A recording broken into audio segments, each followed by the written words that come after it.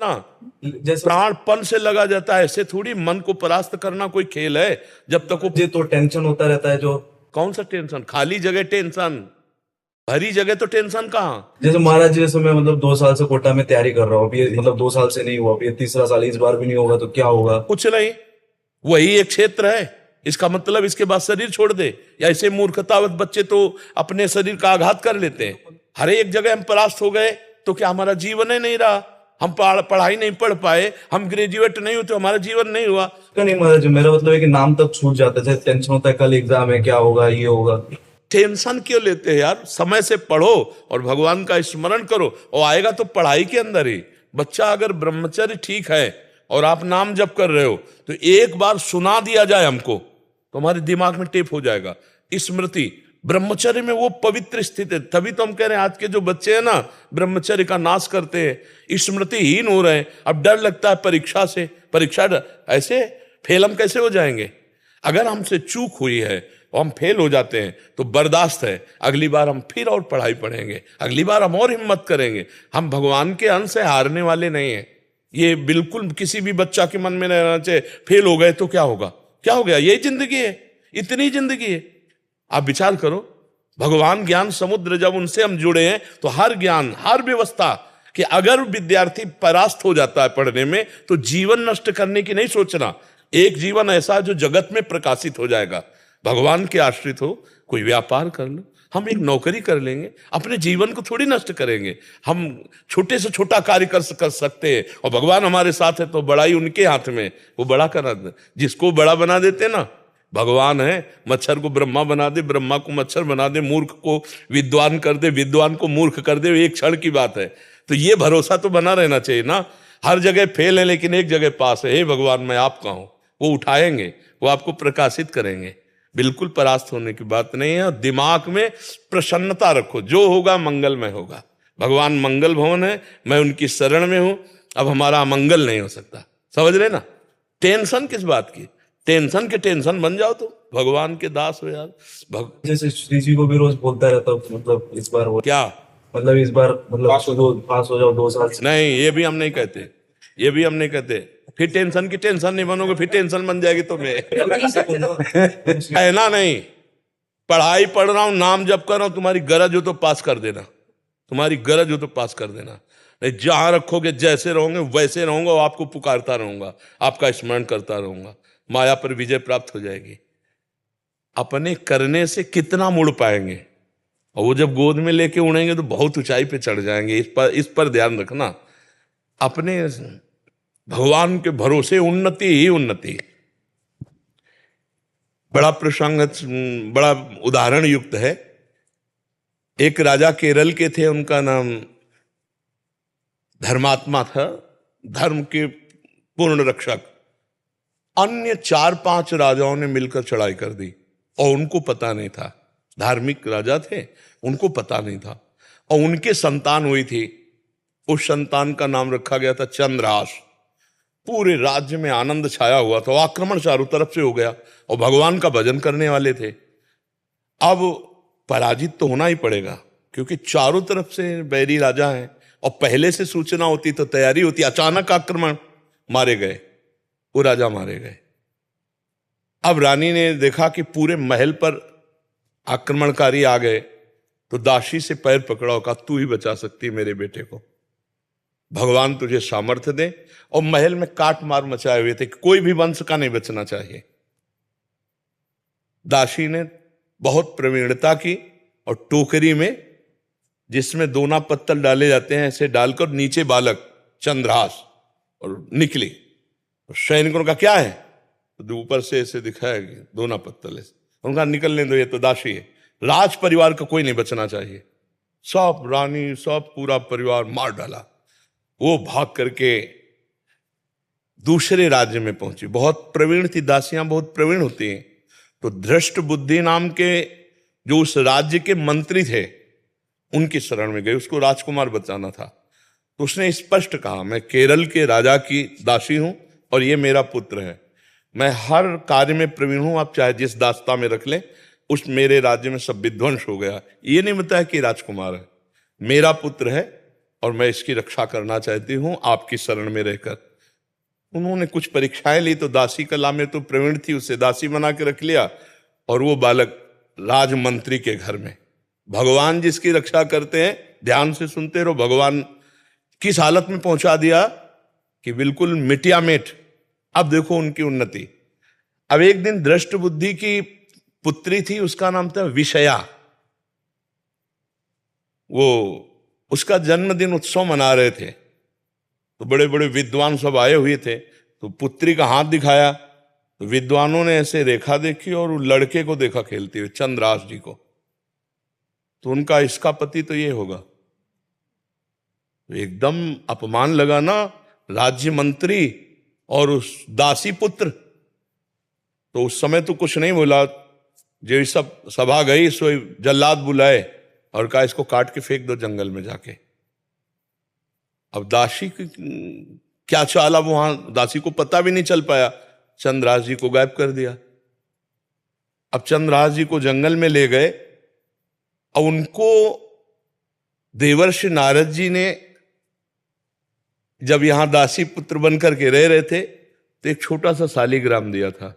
कहा था मुख में रखे रहना, चरणामृत पान करते रहना और कृष्ण कृष्ण कृष्ण ऐसा बोलते रहना। जो भगवान का भजन करने वाले पिता थे, उसी के प्रभाव से देवर्षि नारद जी ने चंद्रास जी को नाम का उपदेश किया। जब वो जल्लाद जंगल में ले गए, बोले बेटा तुम्हें पता हम क्यों लाए? तो उनका हमें तो पता नहीं। तो उनका तुम्हें मारने लाए हैं, मंत्री का आदेश है। तो उनका हमने कोई गलती की है क्या? तो उनका नहीं, उनका आदेश है और हम जल्लाद हैं, हमारे दया है नहीं। पर तुम्हें देखकर ऐसा लगता है कि क्यों मारूं, पर तुम्हें छोड़ दूंगा तो हमारी नौकरी चली जाएगी, हमें फांसी में चढ़ा देंगे। मैं मारूंगा नहीं तुम्हें। तुम्हारे उन्होंने देखा तो 6 अंगुली थी, 1 अंगुली काट ली और कहा ये राजा को दिखाऊंगा जाके कि तुम्हारा वध कर दिया, पर तुम यहां से भाग जाओ। तो काटने से खून निकला, वो वहीं मूर्छित होके गिर गए। कृष्ण कृष्ण कृष्ण कृष्ण कृष्ण, और वो जल्लाद वापस अंगुली दिखाए कि मैं उनको मार डाला हूं।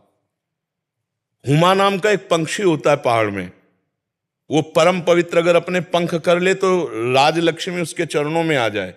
वो आकर के बैठ गया चंद्रास जी के ऊपर। हुमा नाम का पंक्षी ये पहाड़ों में होता है, भगवत प्रदत्त किसी भाग्यशाली के ऊपर उसका। अब वो अपनी छाया में उनका वो मूर्छित बेहोश, कोई जंगली पशु ने अटैक नहीं किया चंद्रास जी पर। इतने में चंदनवती नाम के राज्य का छोटा राजा, दृष्ट बुद्धि जो बादशाह के मंत्री थे, उनके यहां वो कर देने जा रहा था। तो उसने बहुत आराधना की थी लेकिन पुत्र नहीं हुआ था। तो रास्ते में दृष्टि गई कि हुमा नाम का पंक्षी किसको घेरे हुए। तो जब गए तो देखा चंद्रास जी सुंदर राजकुमार और अंगुली कटी हुई, तुरंत पट्टी बांधी और लेकर के वापस चले गए। वहां नहीं गए कर देने, बड़ा उल्लास मनाया कि भगवान ने तो, हमने इतनी आराधना की, हमारे पुत्र नहीं हुआ लेकिन भगवान ने पुत्र दिया, मैं इसे राजकुमार पदवी देता हूं। छोटा राजा अपने राज्य का राजकुमार बना करके पालन पोषण किया और 10 वर्ष हो गए। वो कर देने नहीं गया बादशाह के यहां। तो बादशाह ने दृष्ट बुद्धि से कहा चंदनवती नगर का राजा कर देने नहीं आया, जाओ यदि वहां सम्मान पूर्वक कर दे तो ठीक है, नहीं उनका विनाश कर दो। मंत्री पूरे परिकर सहित आक्रमण किया। तो चंदनवती राजा का ऐसा वैभव था कि जब से चंद्रास जी उनके यहां राजकुमार बने, उनको डर ही नहीं था, क्योंकि चंद्रास जी भगवान का भजन करने वाले। तो दृष्ट बुद्धि नजदीक आया और कहा कर दे दो, नहीं तो युद्ध करो। तो उनका वैसे युद्ध की जरूरत नहीं, पर हम तुम्हें कर नहीं देंगे, हम समर्थ राजा है। चंद्रास जी ने इशारा किया कि विरोध नहीं। चंद्रास जी ने कहा कि हम स्वयं कर देने के लिए तैयार हैं, आप शांत रहिए। उसकी दृष्टि में दृष्टि मिली तो उसने, ये वही बालक है, क्योंकि नेत्र इसके वही हैं जो उनके घर में रहा था दासी पुत्र बल करके। तो चंदनवती के नरेश से कहा कि तुमने इस बालक को कहां पाया? तो उन्होंने पूरी बात सुनाई। तो उन्होंने कहा अरे फिर तो जो प्रारब्ध है वो होके रहेगा, ये मेरी बेटी का दूल्हा, अरे इसको मैं दूल्हा नहीं बनने दूंगा। उसने कहा मैं कर माफ करता हूं, केवल तुम एक बार बादशाह के सामने जाओ, पहले तुम नगर में जाओगे हमारे घर, वहां तुम्हारा स्वागत होगा और इसके बाद तुम बादशाह के पास जाओगे। का स्वीकार है। राजा को मना लिया, चंदनवती नरेश को, कि महाराज आप चिंता मत कीजिए। और पहले था कि अगर पत्र लिख दिया जाए तो जिसके लिए लिखा जाता था, धर्म कहता था बीच में खोल के नहीं पढ़ना, उन्हीं के वध के लिए उन्हीं को पत्र लिखा। और उनके जो बेटे थे उनको लिखा कि बेटा, ये पुरुष जिसको मैं भेज रहा हूं, जाते ही विष दे दिया जाए, जाते ही भोजन में विष, हलाहल तुरंत मर जाना चाहिए। तो उन्होंने ऐसे खोस लिया मुकुट के साइड में और गए। भगवान की इच्छा, उस दिन उपवन में उन्होंने अपना घोड़ा रोका कि थोड़ी देर बाद चले जाएंगे उपवन में। और उपवन था वो राजकुमारियों का, और उसमें आई थी उनकी बेटी जिसका नाम था विषया। खेल खेल में देखा कि कोई राजकुमार ऐसे विश्राम कर रहा है मेरे राज्य में। नजदीक गई, चिट्ठी देखी, चिट्ठी निकाली, खोली, लिखा था कि जाते ही विषया विष दे देना, जाते ही विष दे देना। तो पिताजी की बुद्धि खराब हो गई, इतना सुंदर राजकुमार, इसको विष दे देंगी। उसका नाम विषया था, तो विष के आगे केवल या बनानी थी, तो काजर की रेख से जो दूब का ऐसे लेके वैसे काजर करके या बना दिया विषया। जाते कुछ बिना बेचारे, जाते ही विषया दे दें, और बस खोज दिया, चली गई। देखो भगवान का विधान। अब वो जब जगे तो वहां गए, तो जो दृष्ट बुद्धि का पुत्र था, बड़ा धर्मात्मा था, उसने आदर सत्कार, उनका पिताजी ने आपके पत्र दिया। जो पत्र देखा तो उन्होंने कहा पंडितों को बुलाओ, तुरंत ब्याह करो। पिताजी का आदेश, जाते ही विषया दे देना। अब बेटी से ब्याह हो गया, 2-4 दिन हुए, कोई सूचना नहीं पहुंची। तो दृष्ट बुद्धि ने कहा मामला क्या है। वो जब लौट के आए तो बड़ा पूरा नगर सजा था, उत्सव हुआ। उनका क्या उत्सव? बोले आपकी बेटी का ब्याह हो गया। किससे? बोले आपने राजकुमार भेजा था। अब उनको समझ में आया कि प्रारब्ध इतना बलवान होता है। जब घर के अंदर गए तो देखा बेटी, और तो उसने कहा तुम्हें जिंदा तो नहीं रहने दूंगा। मन में सोचा चाहे बेटी भी दवा रहे। 4 जल्लादों को बुलाया और कहा देवी के मंदिर में जाओ। और उसे कहा बेटा अब तो दामाद हो गए हो तुम, पहला पूजन हमारे यहाँ देवी का होता है, अकेले जाया जाता है। उनको भय तो था नहीं, भगवान के तो भक्त थे। बोले आप पूजन करके आओ, बहुत प्रसन्नता हुई कि आप जैसा दामाद। और अंदर से जल रहा था, और उधर 4 जल्लाद लगा दिए देवी के मंदिर में। अब ये अकेले देवी के मंदिर में, और इधर जो बादशाह था, बादशाह से पंडित लोग विचार के कह रहे कि इस समय यदि आप राजगद्दी पर बैठेंगे तो अकाल पड़ जाएगा, आपका विनाश हो जाएगा। इस समय कोई दूसरा तत्कालीन राजा होना चाहिए, कुछ क्षण के लिए ही चाहे। तो उनका कौन हो सकता है? तो वहां दृष्ट बुद्धि के जो बेटे थे वो वहां किसी कार्य से, उन्होंने कहा हमारे जीजा ऐसे हैं, बड़े तेजस्वी प्रतापवान, आप देखेंगे, तो उनका इसी समय लाओ। तो वो दौड़े, पूछा कि कहाँ है? बोले देवी पूजन करने गए, बाहर से ही पता चला। वो दौड़ के गए और बोले देवी पूजा हम कर लेंगे, तुम जाओ, बादशाह बुला रहा है। अब ये जो मंदिर पहुंचे सो काट के फेंक दिए गए, और वो बादशाह के पास गए। बादशाह ने तत्काल ताज रख दिया।